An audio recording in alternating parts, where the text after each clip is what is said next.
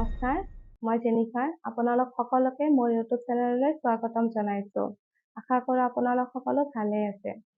Recently Assam police, Assam commando আৰু ADR লগতে অন্য বহু হাজাৰ পষ্টৰ ৰিজাল্ট প্ৰকাশ পালে। তাত বহুত ল'ৰা-ছোৱালীয়ে এইবাৰ এক্সামটো ক্ৰেক কৰিব পাৰিছে আৰু বহু ল'ৰা-ছোৱালীয়ে 1-2 নম্বৰৰ বাবে এইবাৰ ৰৈ গ'ল। যিসকলে ক্ৰেক কৰিব পাৰিছে আপোনালোক সকলোকে কংগ্ৰেচুলেশ্যনছ। আশা কৰোঁ আগন্তুক দিনত আপোনালোক সকলো আৰু বেছি ভাল হওক। আৰু মা-দেউতাৰ আশীৰ্বাদ লৈ আপোনালোক সকলোৰে যি ডিউটি আছে, যি কৰ্তব্য আছে সেইখিনি পালন কৰক আৰু আপোনালোক সকলোৰে নিজৰ নিজৰ ডিউটিসমূহ ভালদৰে কৰি যাওক। তাৰে কামনা কৰিলোঁ। আৰু আপোনালোকৰ মাজত এইবাৰ যিসকলৰ অলপ মাৰ্কৰ বাবে ৰৈ গ'ল, চিন্তা কৰিব নালাগে। মানুহৰ জীৱনত এনেকুৱা কেতিয়াবা পৰ্যায় আহি পৰে য'ত আমি আমাৰ ফালৰ পৰা 100% দি দিওঁ, কিন্তু কিছুমান মিষ্টেকৰ বাবে সেই কামটো সিদ্ধ নহয়।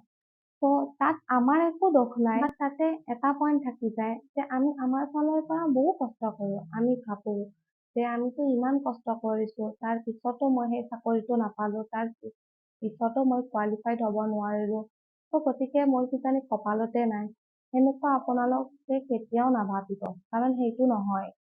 কাৰণ আমি আমাৰ ফালৰ পৰা কষ্ট ঠিকেই কৰিছোঁ, কিন্তু তাত মাত্ৰ এটা বস্তু থাকি গৈছে যে আমি সেই বিষয়টো কিছুমান এনেকুৱা টপিক আছিল যিটো আমি ভালদৰে চোৱা নহ'ল, বা এইবাৰ হয়তো আমাৰ লাকে আমাৰ লগত নাথাকিলে।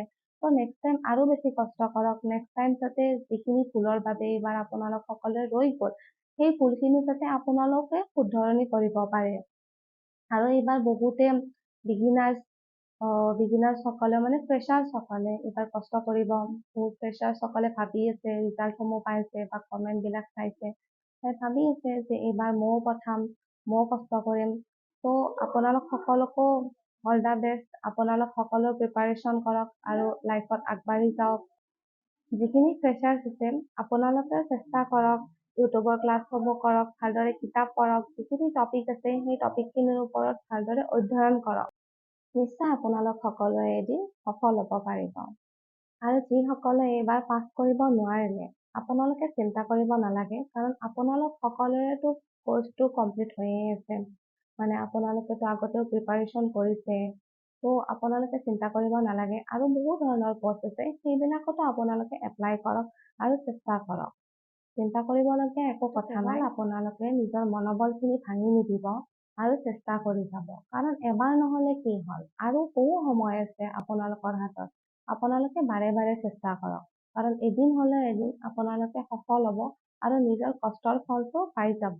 যিখিনি ভুলৰ বাবে আপোনালোক সকলোৱে এইবাৰ ৰৈ গ'ল, মানে পাছ কৰিব নোৱাৰিলে, সেই ভুলখিনি শুধৰণি কৰাৰ বাবে চেষ্টা কৰিব আৰু আগতকৈ বহুত বেছি প্ৰিপাৰেশ্যন কৰিব, যাতে এইবাৰ নেক্সট টাইম আপোনালোক সকলে পাছ কৰিব পাৰে। বেছি কষ্ট কৰক, যাতে ভৱিষ্যতে আপোনালোক সকলে নিজৰ মনে বিচৰা চাকৰিসমূহ কৰিব পাৰে।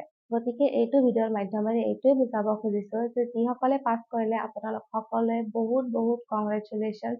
আপোনালোক আৰু আগবাঢ়ি যাওক। আৰু যিসকলে পাছ কৰিব পৰা নাই, আপোনালোকে চিন্তা কৰিব নালাগে, দুখ কৰিব নালাগে। বহুত বেছি কষ্ট কৰক, যাতে নেক্সট টাইম আপোনালোকেও পাছ কৰিব পাৰে আৰু নিজৰ মনে বিচৰা চাকৰিসমূহ কৰিব পাৰে। আৰু যিসকল ফ্ৰেছাৰ্ছ হয়, মানে এইবাৰ আপোনালোকেও এপ্লাই কৰিম বুলি ভাবি আছে, তো আপোনালোককো বহুত ৱেলকাম। আপোনালোকে কষ্ট কৰক, প্ৰিপাৰেশ্যন কৰক, নিশ্চয় আপোনালোকেও নিজৰ জীৱনত সফল হ'ব পাৰিব। গতিকে আজিলৈ ইমানে।